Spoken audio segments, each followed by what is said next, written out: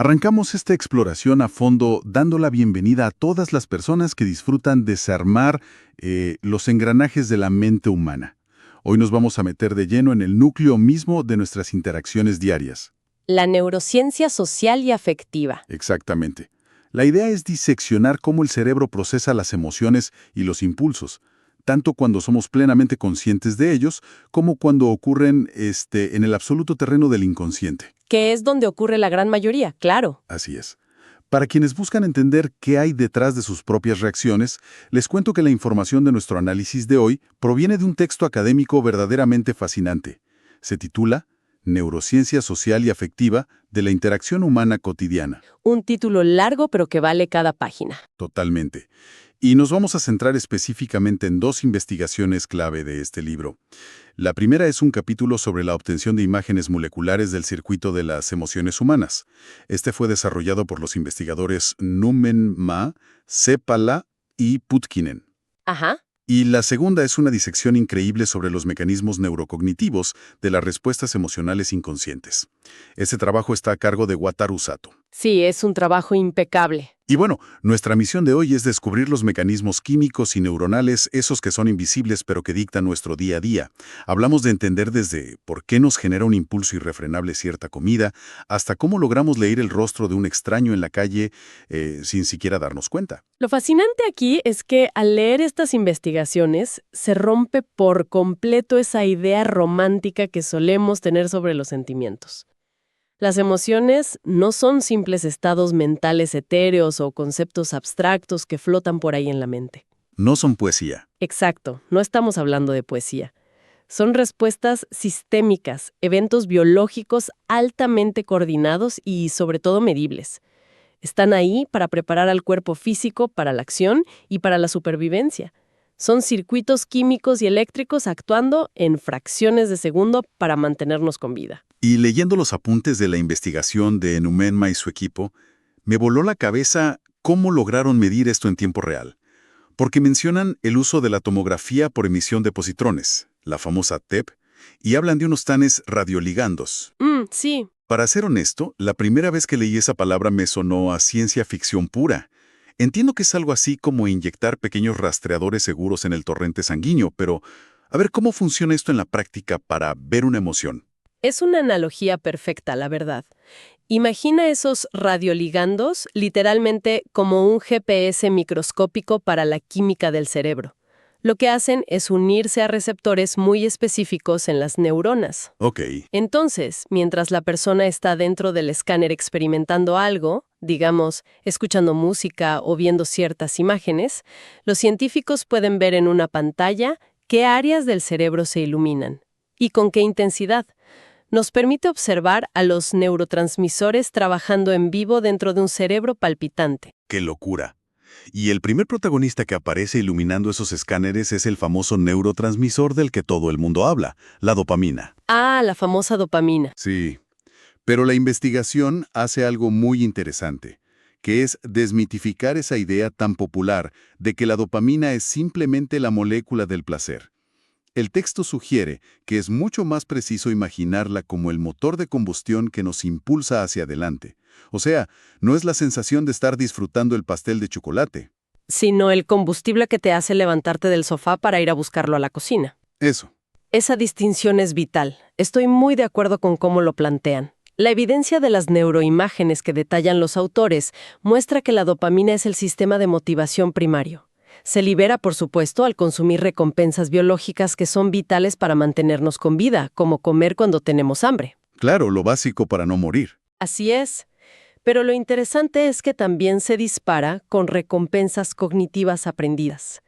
Actividades que evolutivamente no nos sirven para sobrevivir en la selva, pero que nuestra cultura ha codificado como valiosas. Como, no sé, pasar al siguiente nivel en un videojuego o escuchar esa canción que te encanta. Exactamente. Ver que el cerebro produce una liberación estriatal de dopamina casi idéntica al escuchar una buena canción que al encontrar comida alta en calorías, nos dice muchísimo sobre cómo priorizamos las cosas como humanos modernos. Definitivamente. Pero hay un detalle en las fuentes que rompe aún más el molde clásico de dopamina igual a placer. y es que también se libera ante estímulos completamente negativos. Sí, leí esa parte y me dejó pensando un buen rato. Las imágenes mostraban que simplemente leer palabras con connotaciones emocionales negativas desencadenaba actividad dopaminérgica en áreas de procesamiento emocional. Yo me preguntaba, ¿por qué el cerebro nos daría un disparo de motivación al leer algo que asusta o que genere estrés? Si conectamos esto con el panorama general de la supervivencia, la verdad cobra todo el sentido del mundo. La liberación de dopamina ante un estímulo negativo no busca que lo disfrutes. Refleja una preparación motora para evitar el peligro. Una ruta de escape. Precisamente, es el cerebro orquestando una respuesta de huida. Imaginemos a nuestros antepasados viendo a un depredador. Necesitaban que su sistema los motivara violentamente a correr en la dirección contraria. El sistema nos da el empuje de acción tanto para acercarnos a lo bueno como para alejarnos muy rápidamente de lo malo. O sea que prepara los músculos y el sistema nervioso para moverse en ambas direcciones. Y entender esa mecánica de la dopamina como un motor de búsqueda y acción nos lleva directo a cómo el libro analiza los contrastes en las adicciones. Porque parece que no todas las adicciones rompen este motor de la misma manera, ¿verdad? Así es. Las neuroimágenes revelan diferencias drásticas. En el caso del abuso crónico de sustancias y también en la obesidad severa, lo que se observa es que se reduce la disponibilidad de los receptores de dopamina. Tipo 2, los receptores D2. Ajá. Básicamente, el cerebro está tan abrumado por los picos constantes de estímulo químico o calórico que reduce sus propios receptores para defenderse de la sobreestimulación. Trata de bajar el volumen. Como cuando alguien está en un concierto y se tapa los oídos porque la música está demasiado fuerte. Juego y a las apuestas, las imágenes no muestran esta disminución de receptores D2. El cerebro no se está tapando los oídos ahí. No, al contrario. Lo que ocurre es que se amplifica enormemente la señalización de la dopamina durante la fase de anticipación de la recompensa. Mientras la ruleta está girando. Exacto. Mientras gira la ruleta, el cerebro está gritando de motivación. Es un mecanismo patológico distinto operando sobre el mismo sistema, pero sin esa adaptación defensiva de apagar los receptores. Es fascinante ver cómo el mismo motor se descalibra de formas tan distintas dependiendo del estímulo. Ahora bien, el libro también explora el siguiente químico en este cóctel emocional: los opioides endógenos. Muy importantes. Sí, porque si la dopamina nos da el empuje para buscar la recompensa, el sistema opioide parece regir la intensidad de la experiencia, esa dimensión de excitación emocional.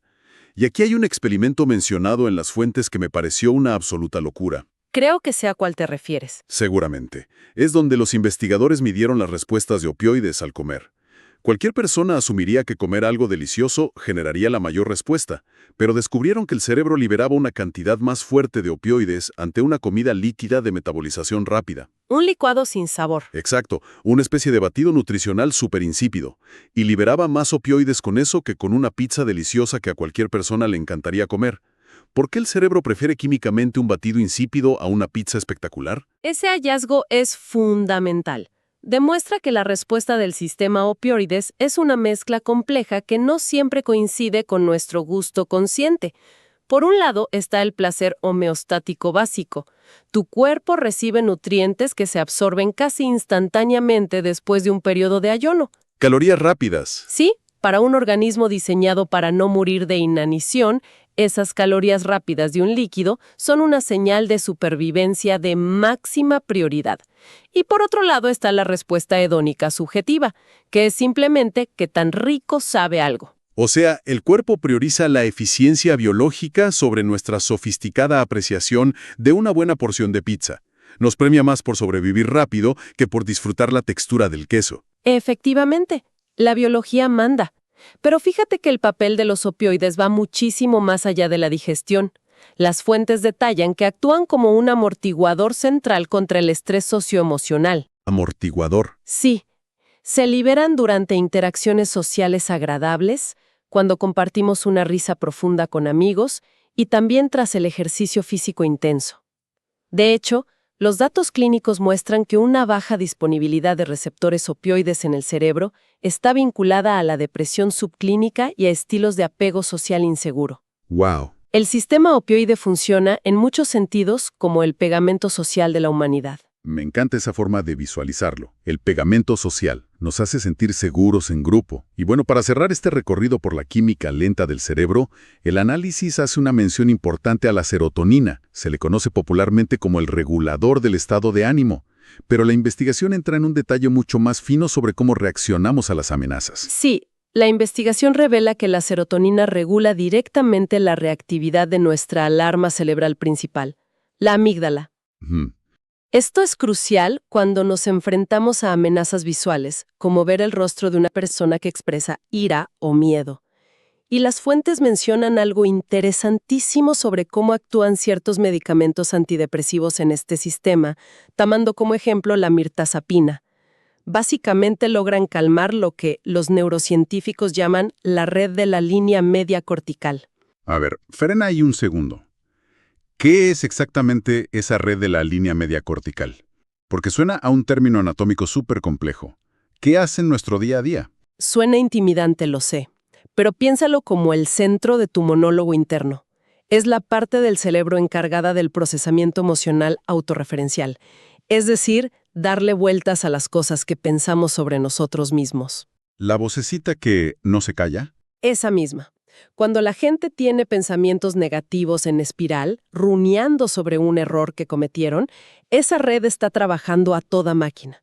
Al actuar sobre la serotonina, este tipo de fármacos esencialmente le bajan el volumen a esa rumiación constante. Desconectan la espiral. Exacto. Lo cual demuestra que la serotonina no solo mejora un estado de ánimo difuso, sino que cambia la infraestructura de cómo nos evaluamos a nosotros mismos. Aquí es donde se pone realmente interesante, porque acabamos de hablar de sistemas químicos que, aunque son rápidos, toman su tiempo en circular y acoplarse. Pero el libro hace un cambio de marcha brutal y nos lleva a la segunda investigación, la de Wataru Sato, que explora los chispazos eléctricos de lo subliminal. Entramos a un mundo completamente diferente. Sí, al terreno del procesamiento emocional inconsciente, donde las cosas pasan antes de que la mente siquiera se entere. Hablemos de ese primer estudio psicológico con rostros humanos. El diseño experimental de Sato es verdaderamente ingenioso. Para probar los límites de la percepción, a los participantes se les mostraron rostros con expresiones claras de miedo o de felicidad, pero durante apenas 30 milisegundos. ¿30 milisegundos? Eso es nada. Para ponerlo en perspectiva, 30 milésimas de segundo es un destello indetectable para la conciencia humana. Y para asegurarse de que la imagen no se quedara grabada en la retina de los ojos, inmediatamente después de esos 30 milisegundos proyectaban una imagen neutral, un proceso conocido como enmascaramiento visual. Básicamente, borran la evidencia antes de que el cerebro consciente pueda decir, oye, vi una cara asustada. Eso es, la mente consciente de la persona solo veía un parpadeo raro y luego la imagen enmascaradora. Después de eso, les pedían que calificaran unos ideogramas neutrales, unos símbolos sin significado real. Ajá. El resultado fue clarísimo. Si el destello indetectable había sido un rostro asustado, la persona tendía a calificar el símbolo neutral de manera negativa. Su estado de ánimo había sido sesgado sin que supieran por qué. Sin tener idea, pero había un factor diferencial en el estudio que me pareció fascinante. Este sesgo negativo, este contagio de miedo, solo funcionaba con fuerza si los rostros asustados eran dinámicos, no si mostraban movimiento en lugar de ser solo una foto fija. Exacto. Se proyectaban cuadros secuenciales creando la ilusión de que el rostro estaba haciendo la expresión de miedo en esos milisegundos. La respuesta del cerebro humano está evolutivamente programada para prestarle mucha más atención al movimiento. Claro, un depredador inmóvil no asusta tanto como uno saltando hacia ti. Precisamente, un depredador que se mueve en la maleza por más rápido que sea, es una amenaza mucho más urgente que un objeto peligroso pero inerte. Nuestro cerebro tiene detectores de movimiento que están conectados directamente a la alarma de emergencia. Lo cual tiene todo el sentido evolutivo. Si hay movimiento en los arbustos, mejor asustarse primero y preguntar después. Pero este poder de lo subliminal no se limita a detectar depredadores o rostros asustados. En el segundo experimento, Sato y su equipo llevaron esto a un terreno mucho más cotidiano, la comida. Uy, sí, este estudio es revelador. Esta vez, usaron fotografías de hamburguesas o pescado teriyaki frente a imágenes de control que eran solo mosaicos de píxeles sin forma, y redujeron aún más el tiempo. las mostraron por solo 33 milisegundos. Y el efecto fue igual de poderoso. Tras recibir ese destello imperceptible de comida, a los participantes se les mostraban rostros humanos con expresiones totalmente neutrales. Y resulta que la gente terminaba calificando esos rostros aburridos como mucho más amigables y positivos. Simplemente porque su cerebro inconsciente acababa de ver una hamburguesa. Así es. Ver comida, aunque sea de forma indetectable, hizo que el mundo a su alrededor pareciera un lugar mucho más agradable. O sea, pensemos en las implicaciones reales de esto para quienes nos escuchan. Imaginemos a alguien caminando por una avenida principal llena de vallas publicitarias que cambian rápidamente, pasando por restaurantes con carteles luminosos. Bombardeo visual constante. Totalmente. Estás viendo tu teléfono. Ni siquiera prestas atención consciente a los anuncios, pero tu cerebro está captando esos destellos de comida chatarra. Sin que te des cuenta, tu humor empieza a cambiar y de repente te sientes más complaciente. Es una aplicación directa que la industria publicitaria conoce empíricamente desde hace décadas, pero que aquí vemos probada neurológicamente. Y hay un matiz adicional en el estudio. Sí. Se descubrió que este efecto inconsciente de ver el mundo más positivo tras ver comida rápida fue significativamente más fuerte en un grupo específico de personas, aquellas que obtuvieron puntajes altos en una herramienta psicológica llamada Cuestionario Holandés de Comportamiento Alimentario. ¿Y qué mide exactamente ese cuestionario? Mide algo llamado tendencia a comer externamente. Básicamente, identifica a las personas que comen no porque tengan hambre física real, sino impulsadas por señales externas. Como ver un comercial de pizza. O pasar frente a una panadería y oler el pan recién horneado, o ver a otra persona comiendo. El estudio demuestra que estas personas son neurológicamente más susceptibles a que su estado de ánimo sea alterado por estímulos visuales que su mente ni siquiera sabe que procesó. A ver, analicemos esto detenidamente, porque me surge una duda enorme sobre la infraestructura del cerebro. Si los ojos apenas registraron un destello de una hamburguesa durante 33 milisegundos, o un rostro asustado en 30 milisegundos, y estamos de acuerdo en que la mente consciente, esa parte de nosotros que razona y dice, ahí hay una hamburguesa, definitivamente no vio absolutamente nada. Nada de nada. Entonces, ¿por qué rutas viaja esa información? ¿Cómo es posible que la alarma del cerebro se active si el vigía ni siquiera vio el problema? Esa es precisamente la gran incógnita que el libro aborda en la tercera sección, utilizando imágenes por resonancia magnética funcional o fMRI por sus siglas en inglés. Ok. La respuesta radica en que la evolución no nos dio un solo camino hacia la amígdala, nos dio dos, y esto es crucial.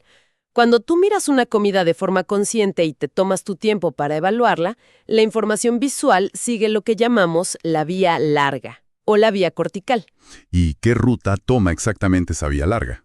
La señal entra por el ojo, viaja a la parte trasera de la cabeza hacia la corteza visual primaria, luego pasa por varias áreas de análisis detallado, como el giro fusiforme. Que entiendo es el área especializada en reconocer formas complejas, como los detalles finos de una cara, ¿cierto? Correcto.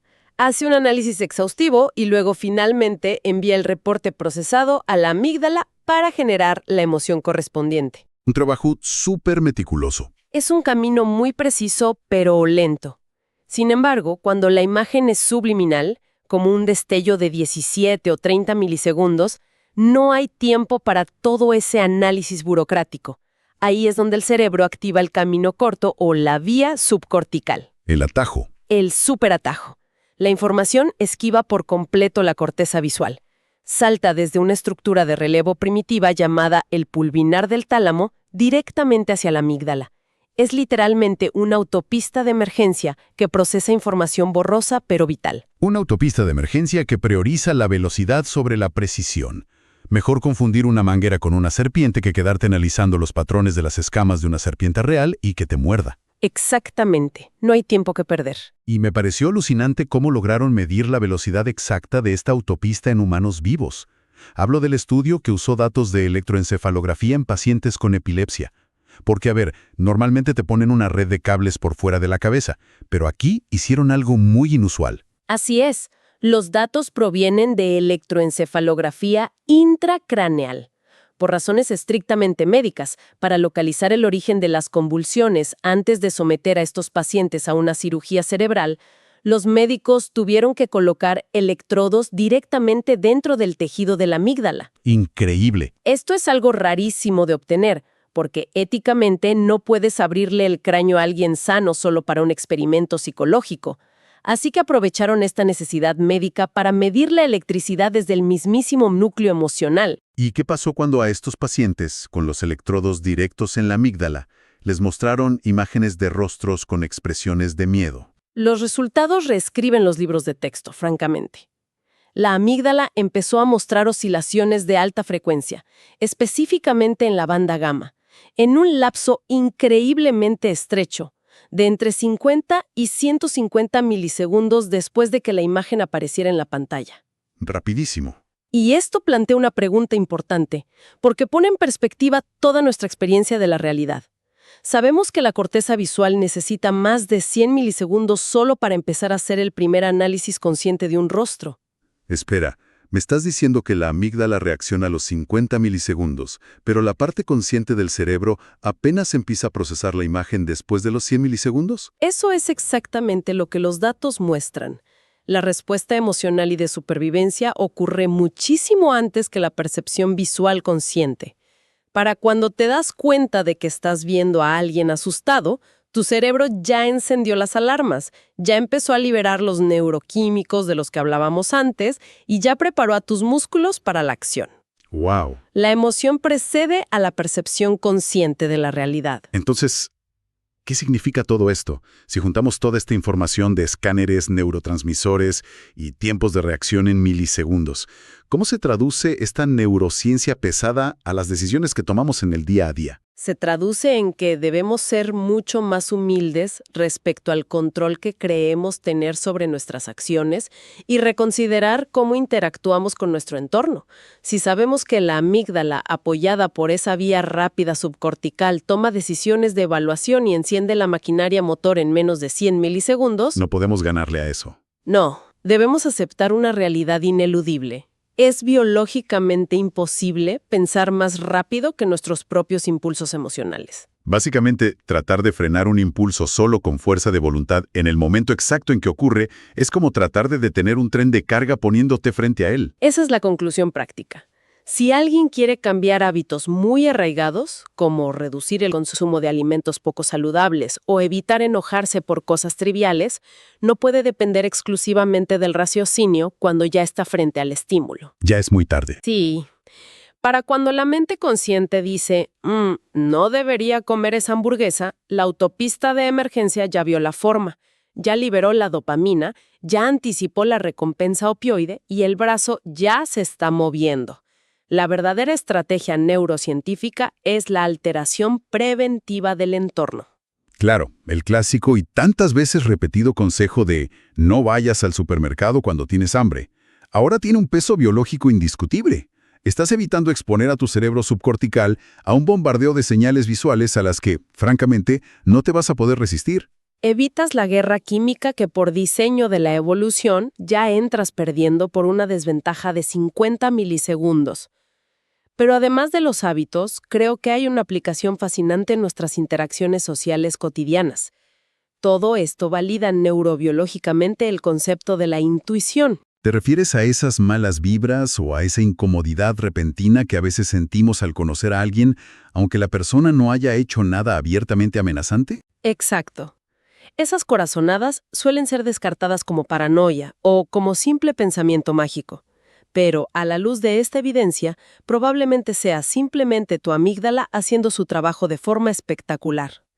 Tu cerebro, a través de la vía subcortical, acaba de detectar microexpresiones de agresión, asimetrías faciales sutiles o un lenguaje corporal amenazante. Y responde en automático. El cuerpo procesó el peligro, soltó los químicos, tu ritmo cardíaco subió y sientes esa presión en el estómago que llamas mala vibra. Y todo eso sucede mientras tu mente consciente todavía está ocupada tratando de recordar el nombre de la persona que te acaban de presentar. Tu intuición es tu sistema de procesamiento de datos operando a hipervelocidad en segundo plano. Me parece una manera profundamente reveladora de entender nuestra propia naturaleza. Estoy fascinado. Ha sido un recorrido increíble a través de la neurociencia de nuestras interacciones. Ha sido un placer desglosarlo. Empezamos hablando de cómo observar el cerebro vivo nos demuestra que somos criaturas gobernadas por lentas y poderosas mareas de neurotransmisores. La dopamina empujándonos a actuar y los opioides dándonos ese amortiguador y pegamento social. Así es. Y luego descubrimos el mundo oculto de las chispas eléctricas, las vías subcorticales ultrarrápidas que procesan el mundo y nos advierten del peligro antes de que podamos abrir bien los ojos. Queda evidenciado que gran parte de nuestra vida sucede debajo de la superficie de nuestra conciencia. Totalmente. Para despedirnos, y como solemos hacer en nuestra exploración a fondo, me gustaría dejar a nuestra audiencia con una idea para masticar a solas.